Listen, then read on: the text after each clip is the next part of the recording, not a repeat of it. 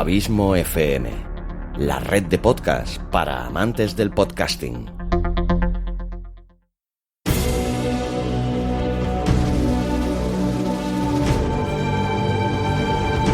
Una producción de Abismo FM y Lorincisus, creada para todos aquellos que quieren disfrutar de su tiempo libre escuchando grandes historias.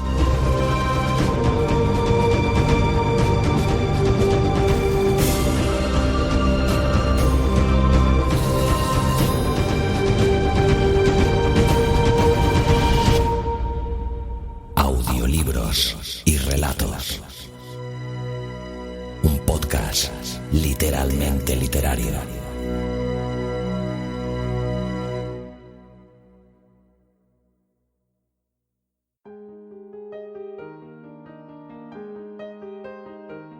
Hola a todos, bienvenidos a Audiolibros y Relatos, un podcast que, como ya sabéis, es literalmente literario. Este podcast está producido por Xavi Villanueva y por un servidor, Luis Carballés, más conocido como Lorincisus. En el programa de hoy vamos a hablar de un escritor inglés llamado Algernon Blackwood. De nombre Algernon Henry Blackwood, nació en Shooters Hill, en Kent, Inglaterra, el 14 de marzo de 1869, en una familia de noble origen, puesto que la madre es Lady Sidney, duquesa de Manchester, y el padre, Sir Stevenson Arthur Blackwood, caballero de la Orden del Bagno y funcionario del Ministerio de Hacienda inglés. Criado en un ambiente de rígida observancia evangélica, estudió en el Wellington College, luego en la Universidad de Edimburgo y en otros prestigiosos institutos de Alemania, Francia y Suiza. No demostrando ninguna aptitud particular, sus padres lo enviaron a la edad de 20 años a Canadá. En Toronto se convierte en redactor de la revista metodista canadiense, donde se distingue por la facilidad con la que escribe historias para niños. A la muerte de sus padres, recibe su parte de la herencia, haciéndose socio de una industria que quiebra a los 6 meses. Debido a esta experiencia negativa, invierte lo que le restaba de su patrimonio en la adquisición de un albergue en Toronto. Pero, desgraciadamente, también esta nueva empresa corre la misma suerte de su precedente inversión, y esto lo arruina del todo. Sobrevive cambiando continuamente de residencia y realizando trabajos diversos. Periodista para el Evening News y el Times de Nueva York, comerciante, criador de animales, posadero, buscador de oro, modelo para pintores, obrero, actor teatral, secretario de banquero, en fin, varios oficios en los cuales no consigue levantar cabeza. Pero en 1899, deteniendo por fin su vagabundeo, retorna a Inglaterra e intenta con éxito y con el género del terror su ingreso en la literatura. El suceso que marca un giro en su vida es la afiliación a la Golden Dawn, una sociedad secreta cuya actividad aún hoy no está del todo clara, y de la cual formaron parte, entre otros, Arthur Machen, Bram Stoker, W.B. Yeats, Rudyard Kipling y Sax Rohmer. Su continua relación con estos escritores lo empujan a escribir y a buscar frutos en una actividad intelectual en la que hasta aquel momento había estado más pasivo que activo. En la adolescencia, el padre le había hecho conocer la literatura oriental y cuando ya era adulto, había profundizado en la lectura de los clásicos occidentales de misterio. Le bastaron pocos años para ser reconocido como uno de los mayores maestros del género fantástico. Su primer volumen de cuentos, La casa vacía y otras historias de fantasmas, aparece en 1906 y tiene una repercusión inmediata. La mezcla de elementos fantásticos con elementos realistas, la cuidada descripción de la realidad en la cual ambientaba sus historias y la habilidad para saber hacer rendir la atmósfera creada fueron la llave de tal éxito, que fue confirmado por sus sucesivas obras. El oyente y otras historias, de 1907, John Silence, Físico extraordinario, de 1908, El Valle perdido y otras historias, de 1910, Cuentos de lo extraordinario y lo sobrenatural, de 1949, y Cuentos de terror y de lo desconocido, editada póstumamente en 1965, conteniendo algunos relatos inéditos. Algernon Blackwood murió el 10 de diciembre de 1951. En el relato de hoy, el relato que he elegido para esta semana en este programa, se titula Luces antiguas. En este relato, el dueño de una casa está a disgusto con la perspectiva exterior de su terreno. Para ello, contrata a un agrimensor, que no es ni más ni menos que algo similar a un topógrafo, quien estudiará el área para talar los árboles que obstruyen dicha perspectiva. El topógrafo decide saltar la cerca que divide el bosque del hogar y se adentra en la floresta. Ahí es testigo de experiencias delirantes. Siente que el bosque lo persigue, dejándolo sin escapatoria. Para este programa he contado con las colaboraciones de Moisés Pérez Asensi y de Miguel Vérez. Moisés Pérez Asensi es un actor de doblaje amateur, colaborador en ficciones sonoras y fan duber. Podéis seguir el trabajo de Moisés en su blog moisesperezasensi.com, también en su canal de YouTube y por supuesto también en Instagram. El usuario de Moisés es @peregrino.gris. Miguel Vérez es un actor de teatro. Es un actor de teatro gallego, el cual la verdad es que ha sido un verdadero placer trabajar con ambos dos. Y ahora sí, amigos, ahora os dejo con Luces antiguas, de Algernon Blackwood. Hasta el próximo programa.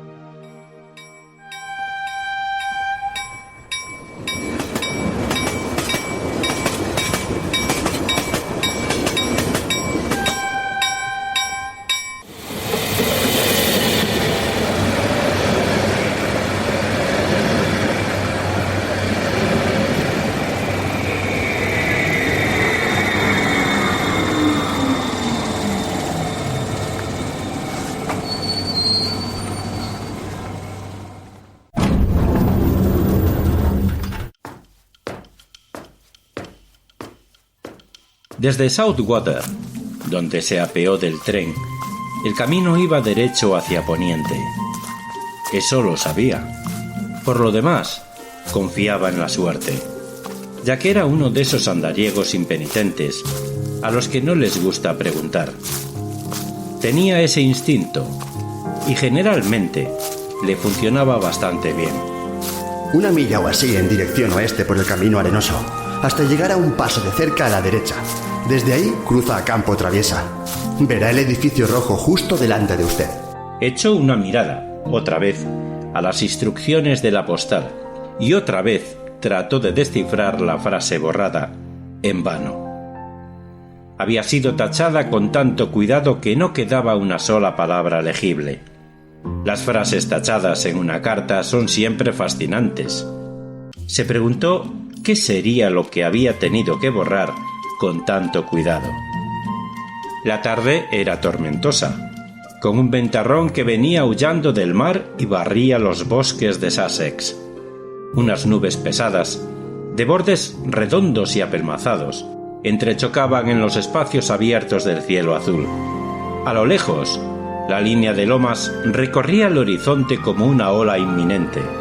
Canterbury Ring parecía surcar su cresta como un barco veloz con el casco inclinado por el viento de popa. Se quitó el sombrero y avivó el paso, aspirando con placer y satisfacción grandes bocanadas de aire. El camino estaba desierto. No se veían bicicletas, automóviles o caballos, ni siquiera un carro de mercancías o un simple viandante. De todos modos, no habría preguntado el camino. Con la mirada atenta a la aparición del paso de cerca, caminaba pesadamente, mientras el viento le sacudía la capa contra la cara y rizaba los charcos azules del camino amarillento. Los árboles mostraban el blanco en vez de sus hojas. Los helechos, la hierba nueva y alta, se inclinaban en una única dirección. El día estaba lleno de vida, y había animación y movimiento en todas partes. Y para un agrimensor de Croydon, recién llegado de su oficina, esto era como unas vacaciones en el mar. Era un día de aventuras, y su corazón se elevaba para unirse al talante de la naturaleza. Su paraguas, con aro de plata, debía haber sido una espada, y sus zapatos marrones, botas altas con espuelas en los talones. ¿Dónde se ocultaba el castillo encantado y la princesa de cabellos dorados como el sol? Su caballo, de repente, apareció a la vista el paso de cerca, y se frustró la aventura en embrión. Otra vez volvió a aprisionarle su ropa de diario. Era agrimensor, de edad madura, con un sueldo de 3 libras a la semana, y venía de Croydon a estudiar los cambios que un cliente pensaba hacer en un bosque, algo que proporcionase una mejor vista desde la ventana de su comedor. Al otro lado del campo, a 1 milla de distancia quizá, vio centellear al sol el rojo edificio, y mientras descansaba un instante en el paso de cerca para recobrar aliento, se puso a observar un bosquecillo de robles y abedules que quedaba a su derecha. ¡Ajá!, se dijo. Así que esta debe ser la arboleda que quiere talar para mejorar la perspectiva, ¿eh? Vamos a echarle una ojeada. Había una valla, desde luego, pero tenía también un sendero tentador. No soy un intruso, se dijo. Esto forma parte de mi trabajo. Saltó dificultosamente por encima de la portilla y se internó entre los árboles. Una pequeña vuelta le llevaría al campo otra vez.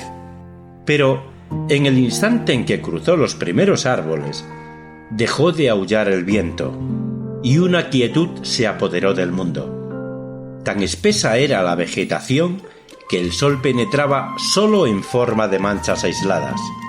El aire era pesado. Se enjugó la frente y se puso su sombrero de fieltro verde. Pero una rama baja se lo volvió a quitar enseguida de un golpe, y al inclinarse, se enderezó una cimbreante ramita que había doblado y le dio en la cara. Había flores a ambos bordes del pequeño sendero. De vez en cuando se abría un claro a uno u otro lado. Los helechos se curvaban en los rincones húmedos, y era dulce y rico el olor a tierra y a follaje. Hacía más fresco aquí. ¡Qué bosquecillo más encantador!, pensó, bajando hacia un pequeño calvero donde el sol aleteaba como una multitud de mariposas plateadas. Cómo danzaba y palpitaba y revoloteaba. Se puso una flor azul oscuro en el ojal. Nuevamente, al incorporarse, le quitó el sombrero de un golpe una rama de roble, derribándoselo por delante de los ojos. Esta vez no se lo volvió a poner. Balanceando el paraguas, prosiguió su camino con la cabeza descubierta, silbando sonoramente. Pero el espesor de los árboles animaba poco a silbar, y parecieron enfriarse algo su alegría y su ánimo. De repente, se dio cuenta de que caminaba con cautela. La quietud del bosque era de lo más singular. Hubo un susurro entre los helechos y las hojas. Algo saltó de repente al sendero, a unas 10 yardas de él. Se detuvo un instante, irguiendo la cabeza ladeada para mirar, y luego se zambulló otra vez en la maleza a la velocidad de una sombra. Se sobresaltó como un niño miedoso, y un segundo después se rió de que un mero faisán lo hubiese asustado. Oyó un traqueteo de ruedas a lo lejos, en el camino, y, sin saber por qué, le resultó grato ese ruido. El carro del viejo carnicero. Se dio cuenta de que iba en dirección equivocada y que, no sabía cómo, había dado media vuelta, porque el camino debía quedar detrás de él, no delante.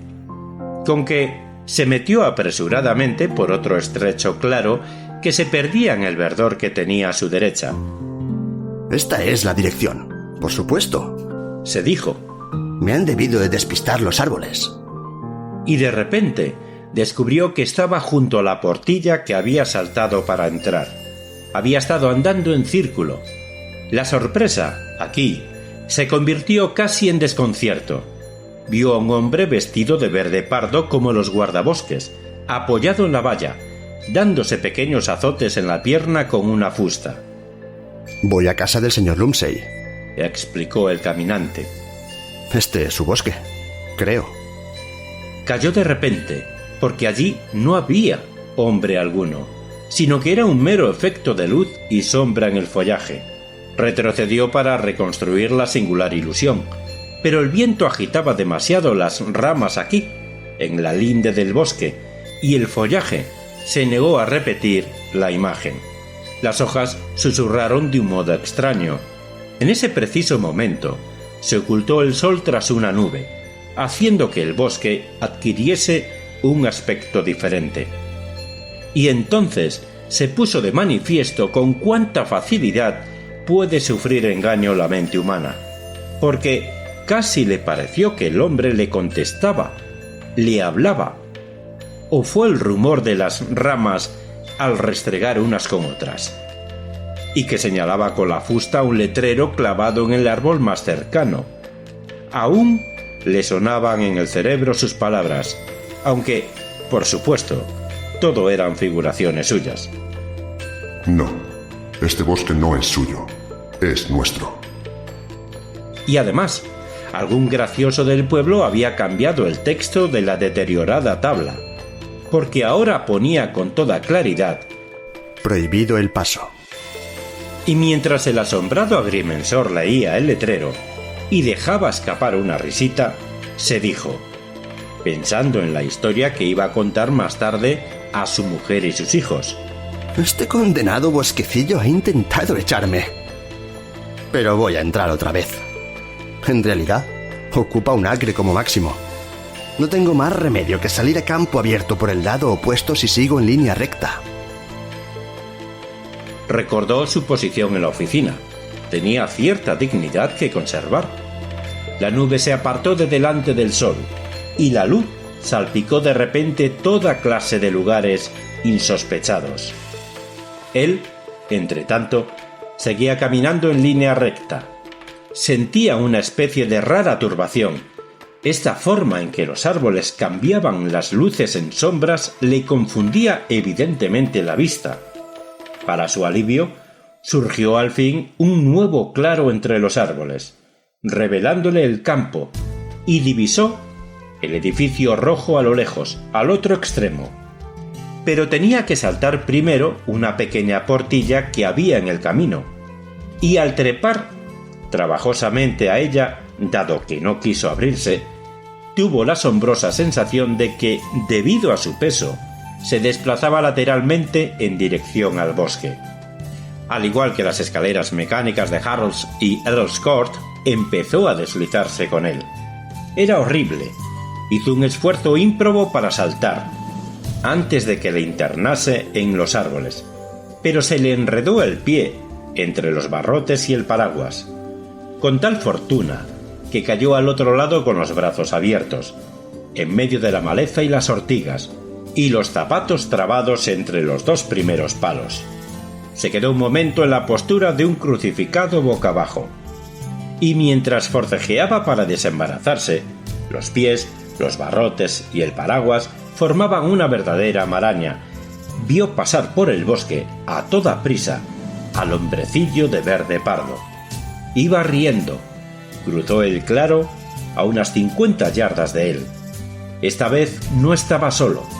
A su lado iba un compañero igual que él. El agrimensor, nuevamente de pie, los vio desaparecer en la penumbra verdosa. Son vagabundos, no guardabosques, se dijo, medio mortificado, medio furioso. Pero el corazón le latía terriblemente, y no se atrevió a expresar todo lo que pensaba. Examinó la portilla, convencido de que tenía algún truco. A continuación, volvió a encaramarse a ella a toda prisa, sumamente desasosegado, al ver que el claro ya no se abría hacia el campo, sino que torcía a la derecha. ¿Qué demonios le ocurría? no andaba tan mal de la vista. De nuevo, asomó el sol de repente con todo su esplendor, y sembró el suelo del bosque de charcos plateados. Y en ese mismo instante, cruzó aullando una furiosa ráfaga de viento. Empezaron a caer gotas en todas partes, sobre las hojas, produciendo un golpeteo como de multitud de pisadas. El bosquecillo entero se estremeció y comenzó a agitarse. ¡Válgame Dios! ¡Ahora se pone a llover!, pensó el agrimensor, y al ir a echar mano del paraguas, descubrió que lo había perdido. Volvió a la portilla y vio que se le había caído al otro lado. Para su asombro, descubrió el campo al otro extremo del claro, y también la Casa Roja, iluminada por el sol del atardecer. Se echó a reír, entonces, porque, naturalmente, en su forcejeo con los barrotes se había dado la vuelta. Había caído hacia atrás y no hacia adelante. Saltó la portilla, con toda facilidad esta vez, y desanduvo sus pasos. Descubrió que el paraguas había perdido su aro de plata. Seguramente se le había enganchado en un pie, un clavo o lo que fuera, y lo había arrancado. El agrimensor echó a correr. Estaba tremendamente nervioso. Pero mientras corría, el bosque entero corría con él, en torno a él, de un lado para otro, desplazándose los árboles, como si fuesen semovientes, plegando y desplegando las hojas, agitando sus troncos adelante y atrás, descubriendo espacios vacíos, sus ramas enormes, y volviéndolos a ocultar antes de que él pudiese verlos con claridad. Había ruidos de pisadas por todas partes, y risas, y voces que gritaban, y una multitud de figuras congregadas a su espalda, al extremo de que el claro hervía de movimiento y de vida. Naturalmente era el viento, que producía en sus oídos el efecto de voces y risas, en tanto el sol y las nubes, al sumir el bosque alternativamente en sombras y en cegadora luz, generaban figuras. Pero no le gustaba todo esto, y echó a correr todo lo deprisa que sus vigorosas piernas lo podían llevar. Ahora estaba asustado. Ya no le parecía un percance apropiado para contarlo a su mujer y sus hijos. Corría como el viento.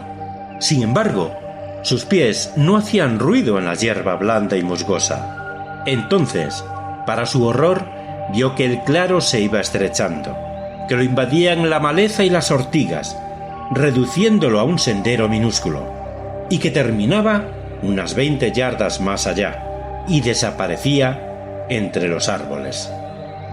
Lo que no había logrado la portilla, lo había conseguido con facilidad este complicado claro, meterlo materialmente en la espesa muchedumbre de árboles. Solo cabía hacer una cosa: dar media vuelta y regresar de nuevo, correr con todas sus fuerzas hacia la vida que venía a su espalda, que lo seguía tan de cerca que casi lo tocaba y lo empujaba. Y eso fue lo que hizo con atropellada valentía. Parecía una eternidad. Se volvió con una especie de salto violento, la cabeza baja, los hombros sacados y las manos extendidas delante de la cara. Se lanzó, embistió como un ser acosado en dirección opuesta, por lo que ahora el viento le dio de cara. ¡Dios mío! El claro que había dejado atrás se había cerrado también. No había sendero ninguno. Se dio la vuelta otra vez como un animal acorralado. Buscó con los ojos una salida, un modo de escapar. Buscó frenético, jadeante, aterrado hasta el tuétano.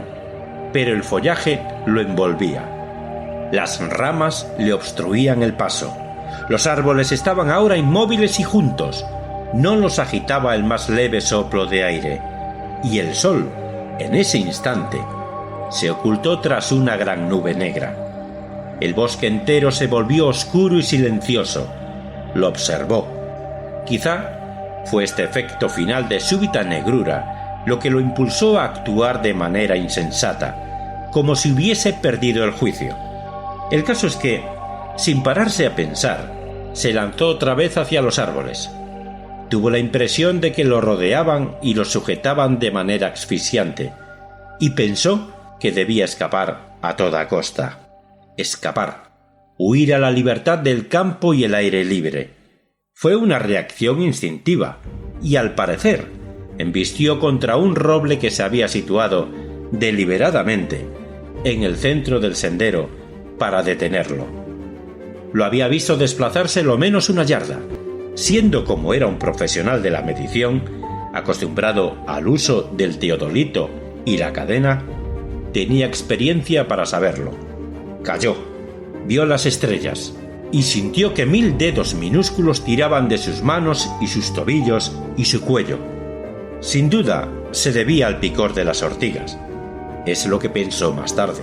En ese momento le pareció diabólicamente intencionado. Pero hubo otra ilusión extraordinaria para la que no encontró tan fácil explicación, porque un instante después, al parecer, el bosque entero desfilaba ante él con un profundo susurro de hojas y risas, de miles de pies y de pequeñas inquietas figuras. 2 hombres vestidos de verde pardo los sacudieron enérgicamente, y abrió los ojos para descubrir que yacía en el prado junto al paso de cerca, donde había comenzado su increíble aventura. El bosque estaba en su sitio de siempre, y lo contemplaba el sol. Encima de él sonreía burlón el deteriorado letrero «Prohibido el paso». Con la mente y el cuerpo trastornados y bastante alterada su alma de empleado, el agrimensor echó a andar despacio a campo traviesa. Mientras caminaba, volvió a consultar las instrucciones de la tarjeta postal y descubrió con estupor que podía leer la frase borrada, pese a las tachaduras trazadas sobre ella. Hay un atajo que cruza el bosquecillo, el que quiero talar, si lo prefiere. Aunque las tachaduras sobre «si lo prefiere» hacían que pareciese otra cosa. Parecía decir extrañamente: si se atreve. Ese es el bosquecillo que impide la vista de las lomas, explicó después su cliente, señalándolo desde el otro extremo del campo y consultando el plano que tenía junto a él. Quiero talarlo y que se haga un camino así y así. Indicó la dirección en el plano con el dedo. El bosque encantado lo llaman aún. Es muchísimo más antiguo que esta casa. Vamos, señor Thomas. Si está usted dispuesto, podemos ir a echarle una mirada.